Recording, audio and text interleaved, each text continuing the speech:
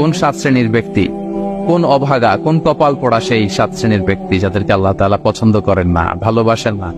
এই মর্মে তিনি কালামুল্লাহ মাজিদে ঘোষণা দিয়েছেন এবং আমরা সতর্ক হওয়ার চেষ্টা করব এই বৈশিষ্ট্য যেন কশিনকালেও কবু আমাদের মধ্যে না আসে। তাহলে কালামুল্লাহ মাজিদ আল্লাহ তাআলা যে জানিয়েছেন যে তিনি 7 শ্রেণীর ব্যক্তিকে পছন্দ করেন না, তার মধ্যে প্রথম শ্রেণী হচ্ছে সীমা লঙ্ঘনকারী। আরবিতে বলে আল মুআতাদুন। সীমা লঙ্ঘনকারী ব্যক্তিকে আল্লাহ তাআলা পছন্দ করেন না। লিমিট ক্রস করলে আল্লাহ তাআলা পছন্দ করেন না। লিমিটকে কেউ যদি ওভারস্টেপ করে, ক্রস করে, আল্লাহ তাআলা পছন্দ করেন না। সীমা লঙ্ঘনকে তিনি মোটেও পছন্দ করেন না।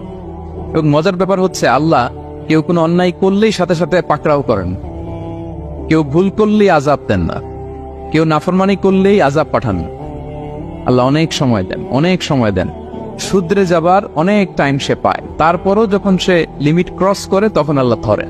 আল্লাহ সব সময় ধরে না, ধরলে ছাড়ে না, ধরে ধরে ধরে না, ধরলে আল্লাহ ছাড়ে না। আল্লাহ সব সময় ধরবেন। এবং যে সমস্ত জাতিগোষ্ঠীকে এই পৃথিবীতে আল্লাহ আযাব দিয়ে ধ্বংস করেছেন, তাদের স্টোরি যদি আমরা খেয়াল করি, আমরা দেখব যে তাদেরকে আল্লাহ অনেক সুযোগ দিয়েছেন ভালো হওয়ার, শুধরে যাওয়ার। কিন্তু তারা আল্লাহর আদেশ অমান্য করতে করতে করতে করতে যখন লিমিট ক্রস করে ফেলছে, একটা সবকিছুর একটা লিমিট থাকে, কি বলেন? We all should know all limits.